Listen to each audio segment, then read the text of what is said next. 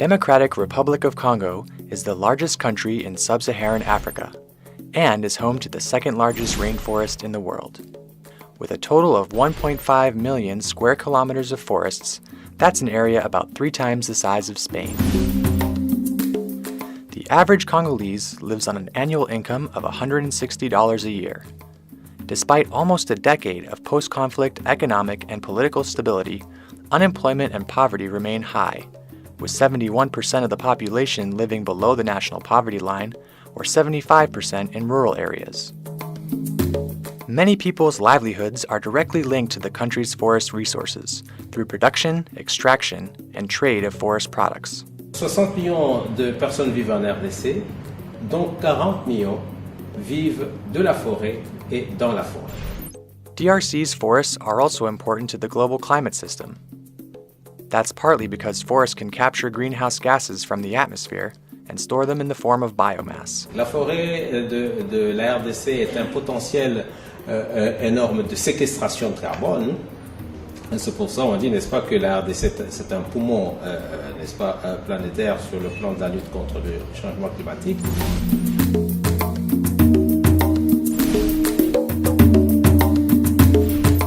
But forests can also be major sources of greenhouse gas emissions if they are burned, degraded, or destroyed. Between 2000 and 2010, more than 350,000 hectares of forests were destroyed every year on average.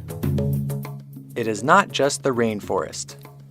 Forests in the vast savanna surrounding the capital Kinshasa are also under pressure as the large and growing urban population looks to the periphery to supply more food and charcoal. With financing from the Forest Investment Program, or FIP, a targeted program of the Climate Investment Funds, and support from the World Bank and the African Development Bank, DRC is preparing to make investments that will help combat global climate change and improve the livelihoods of local communities and indigenous peoples. Les pays étant très grands, il a fallu arrêter les critères et surtout pour avoir de l'impact avec les 60 millions de dollars dedans. Donc il a fallu limiter géographiquement le projet et par rapport aux points les plus chauds en matière de déforestation. Donc, vous voyez Kinshasa, Kananga, Mbujimaï et quand même une autre zone géographique là où il y a la forêt. Qu'est-ce qu'on peut faire? Qu'est-ce que les FIP peut apporter? In areas around Kinshasa, the government is planning to invest $14 million from FIP grants in sustainable forestry activities that will save an expected 2.2 million tons of carbon dioxide emissions. East of Kinshasa, the Agroforestry Farmers Union of Mampu has developed a sustainable agroforestry system where agricultural crops are grown alongside trees. À ce centre, nous avons parmi les principales activités, il y a la production de la braise. Après l'exploitation des fermes, il y a la production de braise. Et après la production de la braise, nous avons la production de manioc. Après le manioc, nous avons le maïs.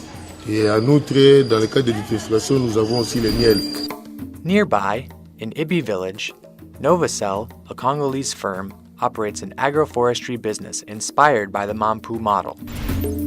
Alors pourquoi mettre ensemble du manioc et des arbres? Eh bien, c'est tout simplement pour qu'au début de la culture, dans l'objectif de forestation, eh bien, le manioc protège les arbres contre le feu. Autre avantage de cultiver ensemble les arbres et le manioc, c'est que, comme je vous le disais, après 18 mois, on récolte le manioc, mais après 7 ans, enfin de 5 à 7 ans, ça dépend un peu des variétés, on va alors couper les arbres pour pouvoir produire du makala.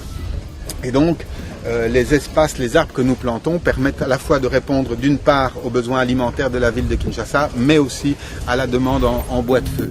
In addition to producing manioc and charcoal, it captures 54,000 tons of CO2 per year and generates revenues from selling carbon credits.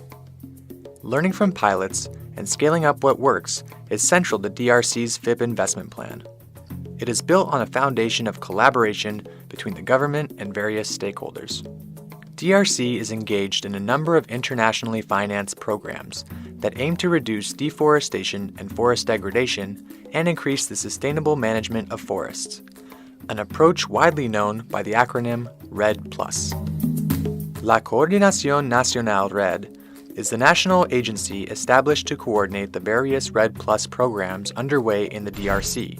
D'abord, c'est qu'effectivement, d'abord le pays, c'est depuis 2009, janvier 2009, qu'il est engagé dans le processus REDD. Le FIP bénéficie de ce travail qui a été déjà fait dans le cadre de la REDD, et donc ça permet d'aller plus vite.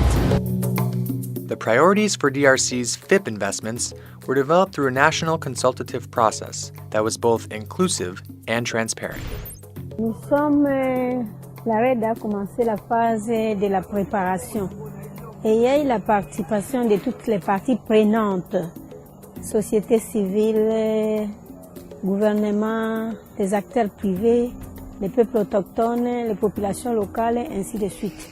Dans les documents FIP, il y a des préalables, par exemple la foresterie communautaire, la question des tenues foncières, parce qu'ici, quand on a fait les documents FIP, il y a deux grands volets d'activités. Il y a des activités habilitantes et les activités de télé. Donc les activités habilitantes sont les activités qui permettent à ce que les activités d'intérêt soient mises en œuvre. Et parmi ces activités habilitantes, il y a ce qui nous concerne très souvent.